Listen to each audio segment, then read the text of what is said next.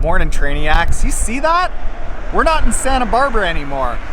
Month 1 of training to try to qualify for Ironman Kona is over. We're starting to head home towards Manitoba in Canada. And we figured it would ease me back into snow and cold by staying here in Park City. It's not bad. It's very pretty. So once we get in and settled where we're staying, I want to walk through what the first month of specific Ironman Kona qualification prep looked like. It's been the biggest training I've ever done, but easier than expected. There's some quirks that you can take. Let's just show you at home.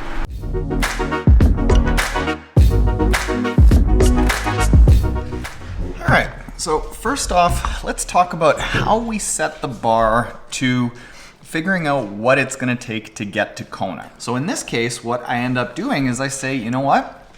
Most races, if I took my Challenge Roth 9:41 Ironman time and I took that performance on that course on that day and actually turned it into about a 9:15, that would probably get me in the conversation. So that's what we start training for. And that means that I need to do a swim somewhere around 64 minutes or better, like I did in Challenge Roth.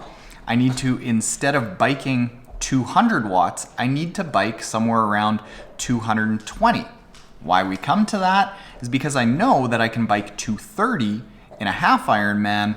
So it's possible, and we've got an idea of what the speed is when I'm at 230 watts, and at 220 watts, I save somewhere around 12 to 18 minutes on the Challenge Roth course. And then the run, I need to save somewhere around 12 seconds per kilometer. So these are like the guidelines of the standards that get me to that around 9:15 kind of time. But that doesn't mean that I take those times and I just absolutely start smashing myself to get myself into those times, to speed myself up. Good training principles apply, and that means that I have to start with where I'm at right now. I have to lay a base of foundation training, and here's how we do that. The first step in getting ready for a big build and to make big gains, whether you're looking at getting to Kona or you're just looking at improving upon what you've already done, is you need to lay a base of low heart rate training. Plews calls this the difference between baking a cake and the icing on the cake. You wouldn't make an entire cake with icing, but that's what people end up saying to me when they say things like, well, in the off season, in the base building season, there was no intensity. I wasn't being challenged at all. I need to work hard to get faster. But that's speed work, that challenge, that intense stuff, that's the icing on the cake. That's what happens at the end once you've baked a really solid cake. And the cake, in training terms, means a big base of low heart rate fitness. I'm gonna explain. So this here is the first 4-week real specific buildup. And what we've got here is a 17-hour, 10-minute average week. The average training stress score was an 841. We want to try to get this up to about 1,000 in the 4 or 5 months before Ironman Cork. But here's the big thing. This is what allowed me to end up doing 3 of the biggest weeks that I've ever done training. You can see that the time spent in zone 1 and zone 2 combined is almost, quick math, 88% of the total time that I spent training. That's the foundation. That's the cake that we're making. But how does this actually get you faster? Like, when does the hard stuff actually come in?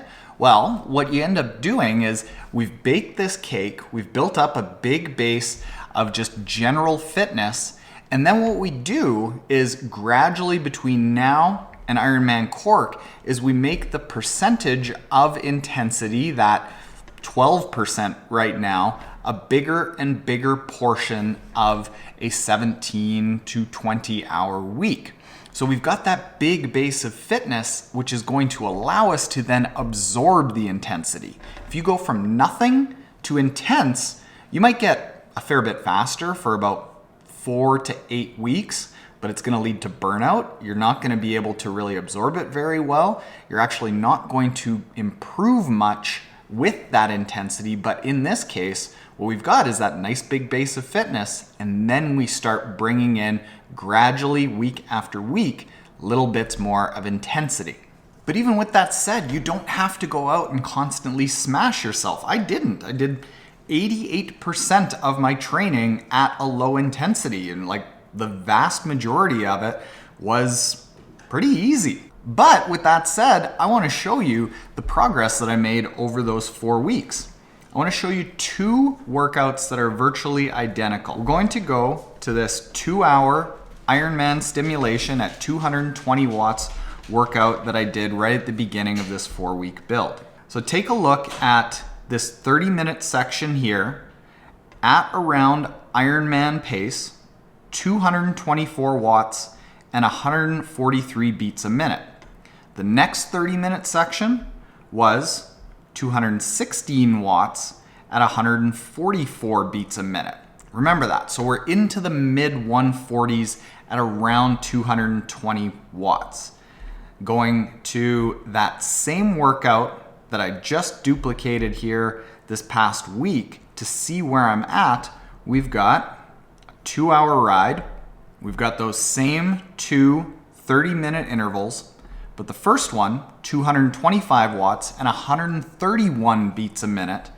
And the next one, 226 watts at 130 beats a minute. So I'm executing the workout actually better at a lower heart rate. And all of a sudden, that heart rate of trying to hold 220 watts for an Ironman race, we've got hope to do it because I just did 2 times 30 minutes at Ironman pace with a nice low heart rate that I'm going to need for the race. Let me show you how this is actually translated into the run in a similar sort of fashion. After a 2-hour ride, there's here, back on January 18th, there is a 6K run, and that is clamped at my zone 2 heart rate. And we want to see just how fast I can go after a bike. And in this case, I was able to go an average pace of 5:31 per kilometer for 6 kilometers. Let's fast forward to that same 6K run workout that I did here in Santa Barbara a month later. We're looking at, instead of 5:31, we're looking at 5:15 per kilometer, albeit the heart rate is a little bit higher, but this is even on hilly terrain. So here I am doing a faster pace at a similar heart rate on harder terrain. So we're starting to see all of this cake, the foundation of the cake, actually building fitness without even really challenging myself and bringing in the speed yet. So that's how you end up training slower to get faster. Efficiency is the name of the game for an Ironman, and this is how you do it. Finally, the last thing that I want to show you here is, how do you know how much is too much? Do you go 2 weeks on, 3 weeks off, 4 weeks on, 1 week off? Do you just keep going until you feel like crap? Well, the answer to all that is no. In my case, we want to basically build up as much as possible without risking injury. And how Dr. Dan Plews and I manage that is through heart rate variability. This here is a chart of my heart rate variability. If it goes red, that means that I'm really pushing into not being ready to train. I'm not absorbing training. If it's green, go for it. So you can see that all throughout the month, I stayed green. Everything is good. Everything is good. Everything is good. And we would have kept pushing. But what ended up happening is basically my body ended up breaking down, and I wasn't really absorbing a ton of the workouts. The heart rate was higher than it needed to be in certain efforts, and it's confirmed by heart rate variability that I needed rest. So we could have pushed and pushed and pushed and kept building that foundation of the cake, but it wouldn't have been conducive. So we use heart rate variability to see how much of the training I'm absorbing. And then when it gets into that red zone, all of a sudden we back off, we rest, pick back up when the body's ready. So it's about giving that body enough stimulus to keep getting faster without going into the pain cave. Ironman training, yeah, it's gonna fatigue you a little bit, but it shouldn't hurt. It shouldn't risk injury. It shouldn't risk your health. And this is how we manage it.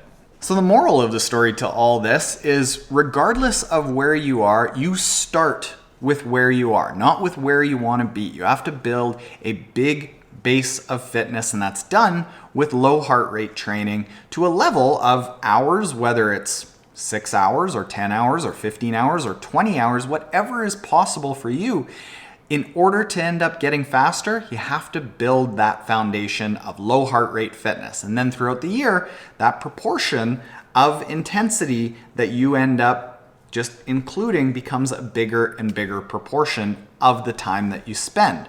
That's how you end up getting faster year after year, to the point that you stay healthy and you challenge yourself enough without going too deep into the hole.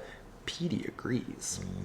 So that's month 1 of trying to get to Kona this year. Gonna try to take a crack at it at Ironman Cork, and if you want to follow along, make sure that you hit the subscribe button below. I'm gonna try to do a monthly update with the progress of how the training is going, what the weeks look like, so that you can get a sense of what it takes to go from just being an average age group athlete with no background in swim, bike, run, any of this, to trying to get to our sport's pinnacle. It's what we're all probably shooting for. Later, Trainiacs. Subscribe.